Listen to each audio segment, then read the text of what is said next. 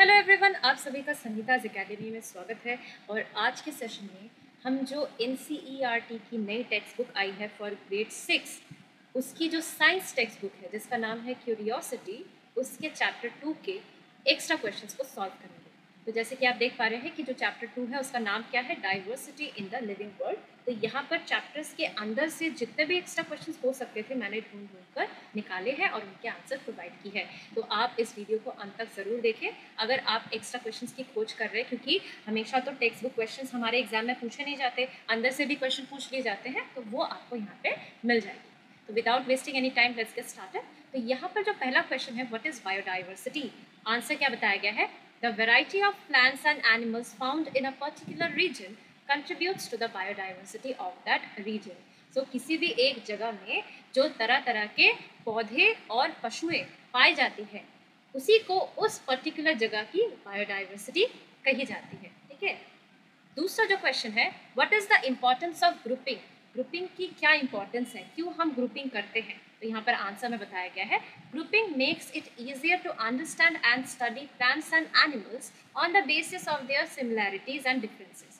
सो जो ग्रुपिंग है ये हमारे लिए आसान बना देता है, हमको कुछ समझने में आसानी होती है, क्योंकि हम यहाँ पर क्या कर रहे हैं कि जो प्लांट्स और एनिमल्स को स्टडी कर रहे हैं, हाँ उनको जो हम समझ रहे हैं तो उनमें क्या समानताएं हैं, क्या डिफरेंसेस है, उस बेसिस पे अगर हम ग्रुप करें तो हमारे लिए उनको स्टडी करना, प्लांट्स एंड एनिमल्स को स्टडी करना आसान हो जाता है, इसीलिए ग्रुपिंग की जाती है।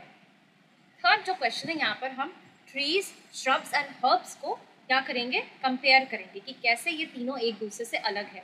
तो देखिए जो ट्रीज है दे आर रियली टॉल, ये बहुत ही लंबे होते हैं। श्रब्स क्या है, they are not as tall as trees. तो जो श्रब्स होते हैं वो जो ट्रीज होते हैं उनके जितने लंबे नहीं होते। हर्ब्स क्या है, दे आर टिपिकली स्मॉल, तो वो बड़े ही छोटे होते हैं।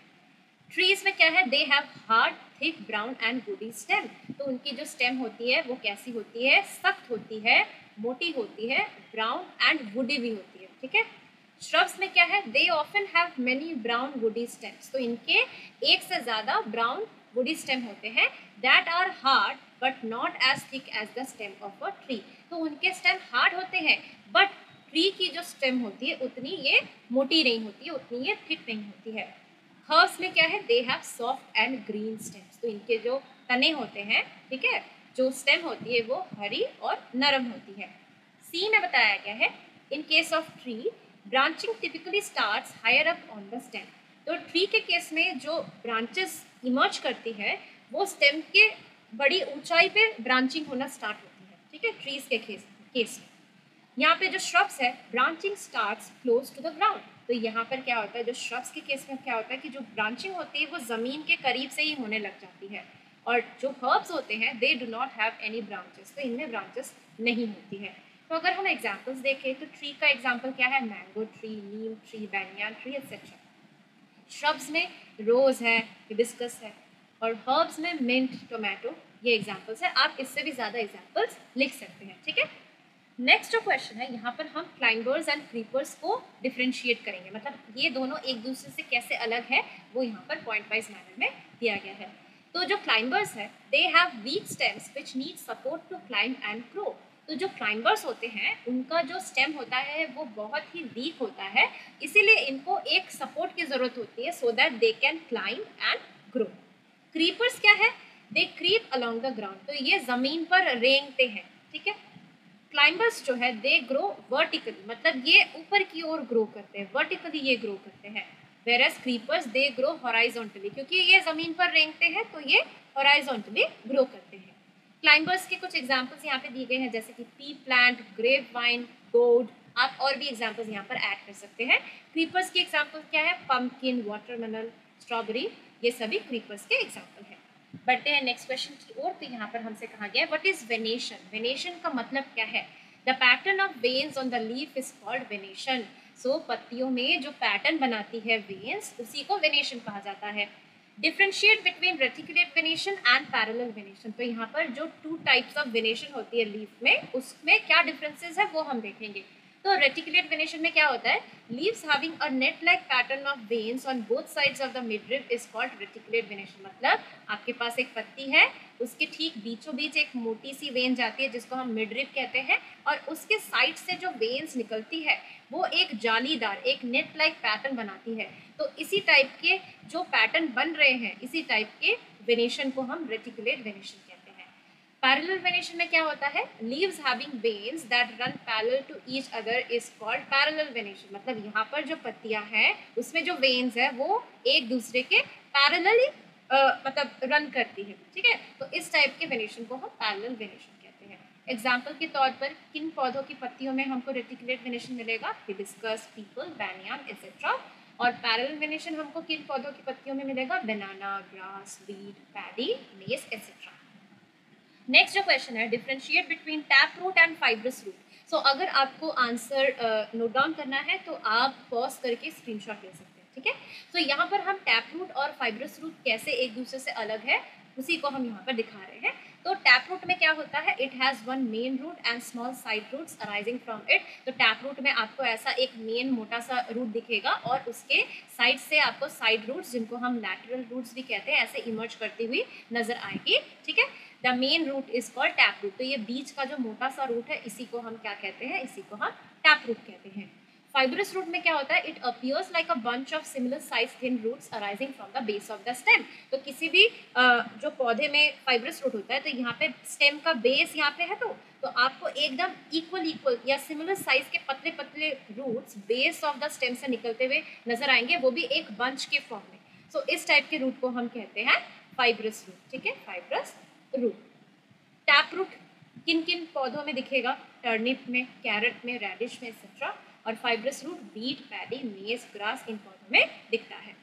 अब यहाँ पे 8 नंबर क्वेश्चन में पूछा गया है, what is the relationship between root types, leaf venation and seed types. तो बोल रहे हैं कि इनमें क्या संपर्क है, इनके बीच में क्या संपर्क है, रूट टाइप, लीव वेनेशन और सीड टाइप। तो अगर आप आंसर पे ध्यान दें तो क्या लिखा गया है यहाँ पे, a plant having tap root, किसी भी पौधे में जिसकी रूट टैप रूट है, will have reticulate venation in its leaf. तो उस पौधे की जो पत्तियां होगी उसमें रेटिकुलेट वेनेशन होगा। And the seeds will have 2 cotyledons, और उनके जो बीज होंगे उनमें 2 कॉटिलेडन्स होंगी, यानी कि हम उनको डाइकॉट्स या डाइकॉटिलेडन्स कहते हैं। सो किसी भी पौधे में जिसकी टैप रूट है उसकी पत्तियों में रेटिकुलेट वेनेशन होगा और उसकी सीड में 2 कॉटिलेडन्स होंगे, ठीक है। और दूसरा चीज यहाँ पे क्या बताया गया है, a plant having fibrous root will have parallel venation in its leaf and the seeds will have only 1 cotyledon, यानी कि मोनोकॉट्स या मोनोकॉटिलेडन्स। तो यहाँ पर क्या कहा गया है कि किसी भी पौधे में अगर आपको फाइब्रस रूट नजर आए तो उनकी पत्तियों में बिना देखे आप बता सकते हैं कि उनकी पत्तियों में कैसी वेनेशन होगी, कैसी होगी, पैरेलल वेनेशन होगी। और उनके बीज को भी आप बिना देखे बता सकते हैं कि वो मोनोकॉट होंगे कि डाइकॉट। तो ऐसे पौधे जिनकी फाइब्रस रूट्स होती हैं उनकी पत्तियों में पैरेलल वेनेशन होती है और उनके सीड में एक ही कॉटिलेडन होता है, इसलिए उनको मोनोकॉट प्लांट कहा जाता है। नेक्स्ट क्वेश्चन पे अगर हम पढ़ेंगे तो यहाँ पर हमसे पूछा गया, व्हाट इज एडेप्टेशन। एडेप्टेशन का मतलब क्या है, the special features that enable plants and animals to survive in a particular region are called adaptation. Adaptations एक कुछ स्पेशल फीचर्स होती है, किनमें पाई जाती है, पौधों में भी और एनिमल्स में भी, ठीक है, जो कि उनको अपने सराउंडिंग में अच्छे से जिंदा रहने में, ठीक है, जीवित रहने में मदद करते हैं, इसी को हम एडेप्टेशन कहते हैं। दूसरा क्वेश्चन यहाँ पर क्या है, व्हाट इज हैबिटेट। हैबिटेट का मतलब क्या है, the place where plants and animals live is called their habitat. जहाँ पर ऐसी जगह जहाँ पर प्लांट्स और एनिमल्स रहते हो उसी को हैबिटेट कहा जाता है। 11th क्वेश्चन में हमसे कहा गया है, write down the adaptive features of a fish that helps it to survive in an aquatic habitat. तो यहाँ पर आपको फिश की जो एडेप्टिव फीचर्स है वो लिखने के लिए कहा गया है जो कि उसको पानी में रहने में मदद करती हो। तो आंसर के तौर पे क्या दिया गया है, the adaptive features of a fish that helps it to survive in an aquatic habitats are. तो कौन कौन से फीचर्स उसको पानी में रहने में, जीवित रहने में मदद करती है। पहला क्या है, they have streamline bodies and fins for movement in water. तो स्ट्रीमलाइन बॉडी का मतलब पता है क्या है, वो होता है इस टाइप का शेप, मतलब जो दोनों एंड्स है वो पॉइंटेड होती है और बीच का हिस्सा ब्रॉड होता है। इस टाइप के शेप को हम स्ट्रीमलाइन शेप या स्ट्रीमलाइन बॉडीज कहते हैं। तो मछलियों की जो शेप होती है ऐसी ही होती है, उनकी बॉडी कैसी है, स्ट्रीमलाइन बॉडीज है। स्ट्रीमलाइन बॉडीज के होने से क्या होता है कि जो वाटर, वो तो एक फ्लूइड है, तो वो एक फ्रिक्शन अप्लाई करता है, ठीक है, जिसको हम ड्रैग कहते हैं। तो ड्रैग को कम किया जाता है, मतलब ड्रैग कम हो जाता है इसी स्ट्रीमलाइन बॉडी के होने की वजह से। और उनके फिन्स भी होते हैं ऐसे, हाँ, जो कि उनको स्विम करने में या पानी के थ्रू मूव करने में मदद करती है, ठीक है। दूसरा जो है यहाँ पे बताया गया, they have gills as their respiratory organ. तो उनकी जो ब्रीदिंग ऑर्गन क्या है, वो है गिल्स, जहाँ पर गैसियस एक्सचेंज होता है। They are capable of using dissolved oxygen in water. तो देखिए, जो फिश होती है उनको ऑक्सीजन एटमॉस्फेयर से नहीं मिलता, उनको ऑक्सीजन मिलता है पानी में घुले हुए फॉर्म में। तो क्योंकि वो पानी में रहते हैं, सो वो आसानी से डिजॉल्व्ड ऑक्सीजन का ही इस्तेमाल करके अपने रेस्पिरेशन का प्रोसेस कर सकते हैं। जो फोर्थ पॉइंट है, scales on their bodies protect them from microbes. तो आपने देखा होगा फिश की बॉडी में ऐसे आपको कुछ स्ट्रक्चर्स दिखेंगे, इनको कहा जाता है स्केल्स। तो यही स्केल्स क्या करते हैं, उनको जो हार्मफुल माइक्रो ऑर्गेनिजम्स हैं या किसी तरीके की इंजरी या इन्फेक्शन से भी बचाते हैं। मतलब इनका जो स्केल्स होता है ये प्रोटेक्टिव फंक्शन करता है, ठीक है। 12th क्वेश्चन पे हमसे कहा गया है, write down the adaptive features of a cactus plant, जो कि डेजर्ट प्लांट है। यानी कि कैक्टस प्लांट की एडेप्टिव फीचर्स हमको लिखनी है जो कि उसको डेजर्ट एरिया में सर्वाइव करने में मदद करे। The adaptive features of a cactus plant are, they have thick and fleshy stems that store water. So desert area कैसा है, वहाँ का क्लाइमेट, वहाँ पे है हॉट एंड ड्राई क्लाइमेट होता है, ठीक है, पानी की बहुत ही कमी होती है। तो इसीलिए उनके जो मतलब जो कैक्टस है उसका जो स्टेम होता है वो बहुत ही मोटा और फ्रेशी होता है और इसी के अंदर पानी स्टोर्ड रहता है। सेकेंड पॉइंट जो उसको मदद करता है कि leaves are modified into spines. तो इनकी पत्तियां जो है वो मॉडिफाई हो चुकी है कांटों में, जिसके चलते क्या होता है कि जो वाटर लॉस होता है उसको ये रोक पाते हैं। वाटर लॉस जो होता है उसको जिस प्रोसेस से होता है उसको हम ट्रांसपिरेशन कहते हैं। वाटर वेपर के फॉर्म में जो पत्तियों के निचले सरफेस पे जो टाइनी पोर्स होते हैं जिनको हम स्टोमाटा कहते हैं, तो वहाँ से पानी निकल जाती है in the form of water vapour. अब डेजर्ट एरिया में ऑलरेडी पानी की कमी है, तो अगर पत्तियां जैसे यहाँ पे हमारे आम की पत्तियां, बरगद के पेड़ की पत्तियां, अगर ऐसी पत्तियां होती तो क्या होता, पहले से तो पानी कम ही है, अब अगर ट्रांसपिरेशन के थ्रू वाटर लॉस हो जाएगा तो पेड़ तो या पौधा तो सूख के मर ही जाएगा। इसीलिए इनकी जो पत्तियां होती है वो कांटों में मॉडिफाई हो चुकी है ताकि ट्रांसपिरेशन प्रोसेस के थ्रू वाटर लॉस को प्रिवेंट कर दिया जाए। सी जो पॉइंट है, they have deep penetrating roots. तो यहाँ पे पानी की कमी होती है और पानी बहुत ही मिट्टी के नीचे जाकर पाई जाती है, मतलब डेप्थ में पाई जाती है। इसीलिए इनके जो रूट्स होते हैं वो लंबे लंबे होते हैं और वो बहुत ही दूरी तक फैले हुए होते हैं ताकि वो वहाँ से जितने भी नीचे पानी हो वहाँ से एब्जॉर्ब करके अपना जो सर्वाइवल है वो कर पाए। जो डी पॉइंट है यहाँ पे बताया गया है, waxy coating on the stems prevent loss of water through transpiration. तो अगर आप इनके स्टेम को देखेंगे तो आपको एक मोम की परत भी नजर आएगी जो कि वाटर लॉस को रोकता है थ्रू ट्रांसपिरेशन। तो ये कुछ एडेप्टिव फीचर्स थे कैक्टस प्लांट के जो कि उसको डेजर्ट एरिया में जिंदा रहने में मदद करते हैं। 13th क्वेश्चन जो है यहाँ पर कहा गया है, write down the adaptive features of a deodar tree plants of hilly region. तो यहाँ पर देवदार ट्री का जो एडेप्टिव फीचर्स है वो आपको लिखना है जो कि उसको हिली रीजन में सर्वाइव करने में मदद करेगा। तो the adaptive features of a deodar tree are, it has a conical shape. तो हिली रीजन में आपको जितने भी पौधे दिखेंगे ना, वो जो एक्समस ट्री होता है कुछ उस शेप का होता है। कैसे, इस टाइप का कॉनिकल शेप। तो अगर आप शेप को देखें तो ये क्या है, कौन शेपेड है, कॉनिकल शेप का होता है। They have sloping branches through which the snow slide down easily. और ये जो उनका स्टेम पार्ट है तो उनकी जो ब्रांचेस होती है वो ऐसी स्लोपी होती है। क्यों, क्योंकि यहाँ पे हिली एरिया है तो यहाँ पे स्नोफॉल होगा और स्नो इकट्ठा ना रहे, स्नो यहाँ पे पड़ता है तो वो इजीली स्लाइड डाउन करके नीचे चला जाता है। तो इससे क्या होता है कि इजीली जो स्नो है वो नीचे चला जाता है, स्लाइड डाउन कर जाता है। Leaves are needle shaped. और इनकी जो पत्तियां हैं ये कांटो जैसी शेप की होती है ताकि जो स्नोफॉल से जो भी डैमेज हो सकता है वो नहीं होता है, तो ये बचाती है इस तरीके से। तो ये कुछ एडेप्टिव फीचर्स थे देवदार ट्री की, जो कि एक हिली रीजन में ग्रो करने वाला ट्री है और उसके इन्हीं फीचर्स की वजह से वो ऐसे कंडीशन में सर्वाइव कर पाता है। 14th क्वेश्चन में पूछा गया है, why does the biodiversity of a region vary from that of another. तो किसी एक जगह से दूसरी जगह की जो बायोडाइवर्सिटी होती है वो अलग क्यों होती है। तो इसका आंसर क्या है, the biodiversity varies from region to region because of diverse condition. तो जैसे जैसे जगह बदलती है तो वहाँ की क्लाइमेटिक कंडीशन, वेदर पैटर्न सब कुछ बदलने लगता है और उस हिसाब से वहाँ पे पाए जाने वाले पौधे, एनिमल्स, माइक्रो ऑर्गेनिजम्स, ठीक है, वो भी बदलते रहते हैं। तो बायोडाइवर्सिटी एक जगह से दूसरी जगह क्यों अलग अलग है, बिकॉज ऑफ डाइवर्स कंडीशन, जो कंडीशंस है वो भी बहुत ही अलग अलग होती है, जिस वजह से बायोडाइवर्सिटी भी वेरी करती है। 15th क्वेश्चन में हमसे कहा गया है compare a camel from the hot desert of Rajasthan with a camel from the cold desert of Ladakh. तो हमको क्या बताया गया है कि राजस्थान में पाए जाने वाले कैमल लद्दाख में पाए जाने वाले कैमल से कैसे अलग है, उनको हमें कंपेयर करना है। तो अगर हम देखें तो यहाँ पर पॉइंट्स ऑफ डिफरेंस क्या है।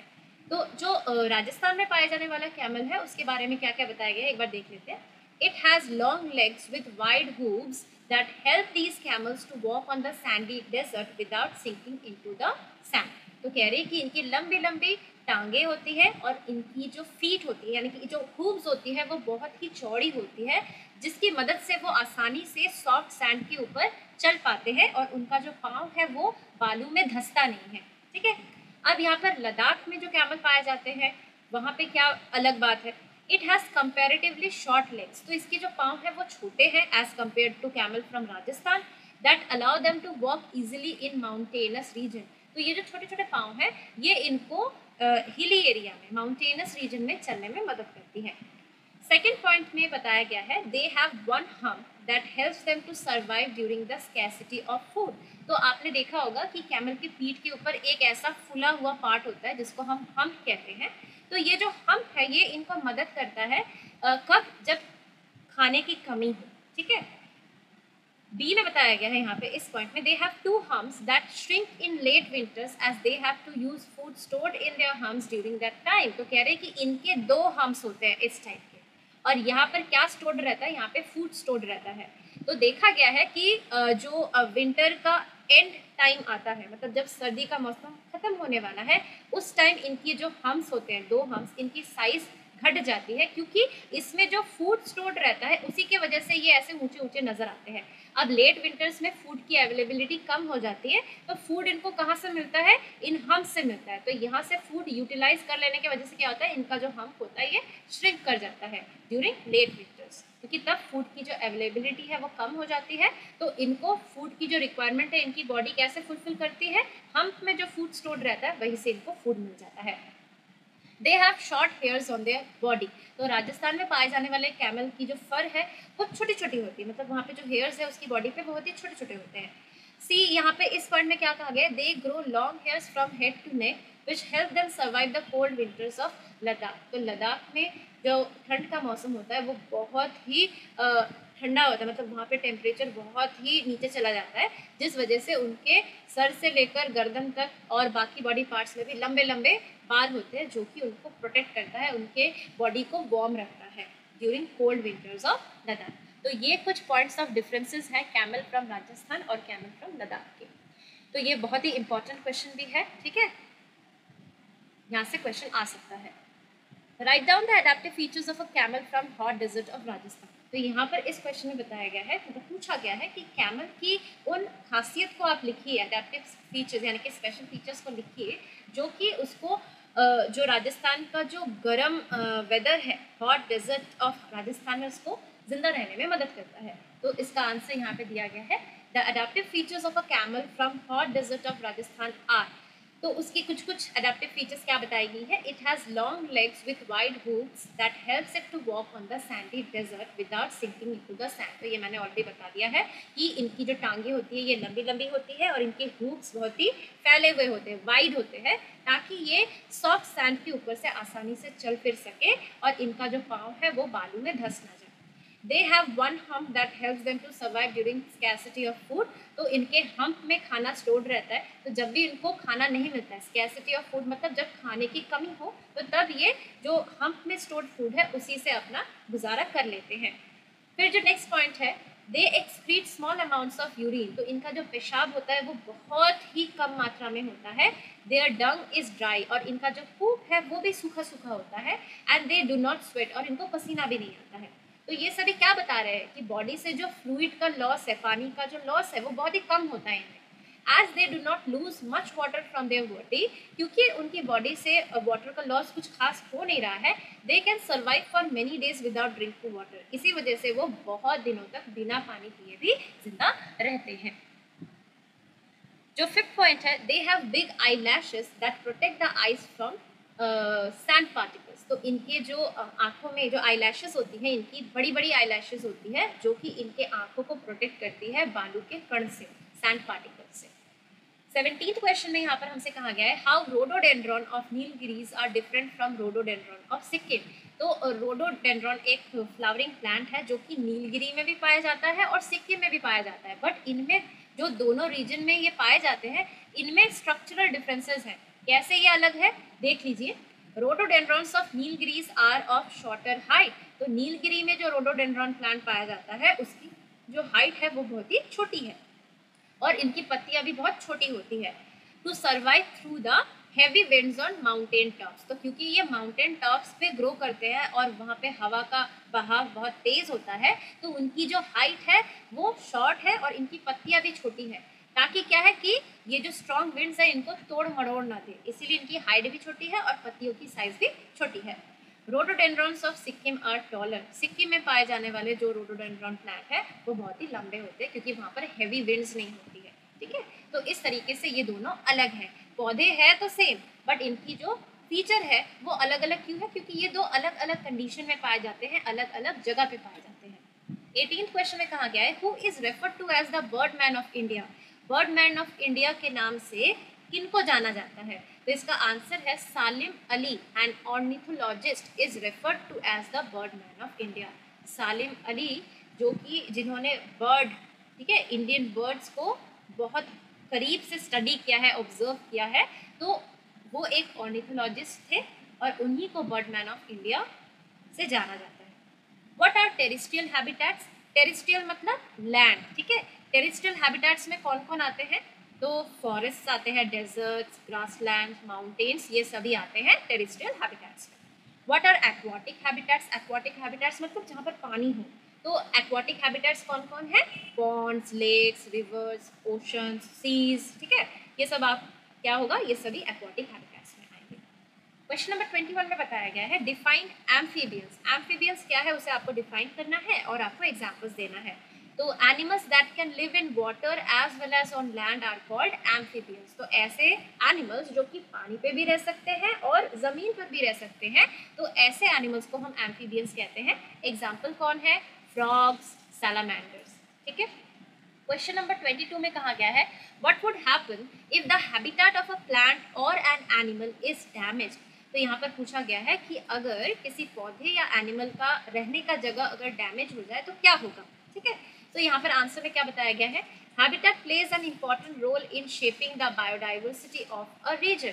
तो किसी भी जगह की जो भिन्नता है, जो डाइवर्स जो वैरायटी है, ठीक है, जो बायोडाइवर्सिटी है किसी भी जगह का, उसमें जो हैबिटेट है वो बहुत ही अहम रोल प्ले करता है।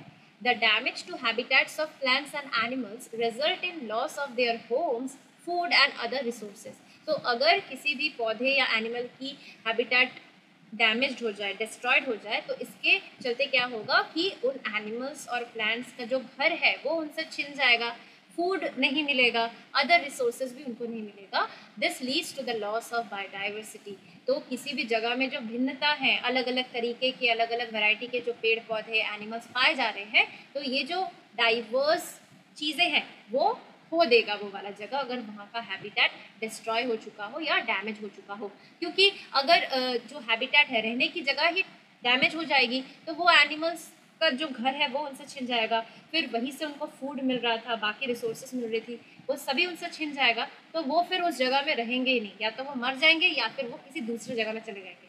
अब दूसरी जगह में चले जाने से क्या हो रहा है कि उस रीजन की जो बायोडाइवर्सिटी थी, अलग अलग प्लांट्स और अलग अलग एनिमल्स के प्रेजेंस के कारण, वो खो देगा वो वाला जगह। So there will be loss of biodiversity. Question number 23 में कहा गया है What steps are taken to protect the declining population of the Bengal tiger, cheetah and Great Indian Bustard? तो बोल रहे हैं कि क्या स्टेप लिए गए हैं ताकि हम जो इनका पॉपुलेशन घट रहा है, इनकी संख्या जो कम हो रही है, किनकी? बंगाल टाइगर की, चीता की और ग्रेट इंडियन बस्टर्ड की, तो इनकी जो संख्या है, जो पॉपुलेशन है, वो जो डिक्लाइन कर रही है, तो इसके लिए क्या स्टेप लिया गया है? तो देखिए यहाँ पर आंसर के तौर पे क्या दिया गया है। Project Tiger was initiated in 1973 to protect the declining population of Bengal tiger. तो Project Tiger बोल के एक मिशन इसको स्टार्ट किया गया था 1973 में, ताकि जो बंगाल टाइगर का जो पॉपुलेशन डिक्लाइन कर रहा है, इनकी जो नंबर्स डिक्रीज हो रही है, उसको सही जगह पे लाने के लिए, ठीक है। The cheetah reintroduction project was initiated in 2022 to restore the population of cheetah. तो चीता के जो नंबर्स है उसको भी इंक्रीज करने के लिए, उनके पॉपुलेशन को रिस्टोर करने के लिए चीता रीइंट्रोडक्शन प्रोजेक्ट को इनिशिएट किया गया था 2022 में। Habitats of great Indian bustards have been declared as protected areas in the states of Gujarat, Rajasthan and Maharashtra. तो ग्रेट इंडियन बस्टर्स जहाँ पे पाए जाते थे, जो कि उनका घर था, उनके हैबिटेट्स को प्रोटेक्टेड एरिया घोषित कर दिया गया है। किन किन राज्यों में? गुजरात, राजस्थान और महाराष्ट्र में। लास्ट जो क्वेश्चन है इस चैप्टर का, जो कि एक्स्ट्रा क्वेश्चन है, what are sacred groups? Sacred groups हम किन्हें कहते हैं? Sacred groups are community protected undisturbed patches of forest. तो सेक्रेड ग्रुप्स ऐसे अनडिस्टर्ब्ड फॉरेस्ट के कुछ कुछ हिस्से हैं जिनको वहाँ की कम्युनिटी प्रोटेक्ट करती है। देयर साइजेस में vary from quite small to very large. उनकी जो साइज है वो छोटी भी हो सकती है और वो बहुत बड़ी भी हो सकती है, तो वो वेरी करती है। They are found all over India. ये पूरे भारतवर्ष में पाए जाते हैं। They are home to different kinds of plants and animals. तो ये जो सेक्रेड ग्रुप्स है, ये अलग अलग प्लांट्स एंड एनिमल्स का घर है, इंक्लूडिंग न्यूमरस मेडिसिनल प्लांट्स। तो मेडिसिनल प्लांट्स का भी ये घर है। No one is allowed to harm any animals and cut trees in these groups or disturb the area. तो किसी को भी ये अलाउ नहीं किया जाता कि वो यहाँ के एनिमल्स को हार्म करे और यहाँ के पेड़ पौधों को काटे या इस एरिया को डिस्टर्ब करे। तो इसी के साथ मेरा आज का सेशन यहीं पर समाप्त होता है।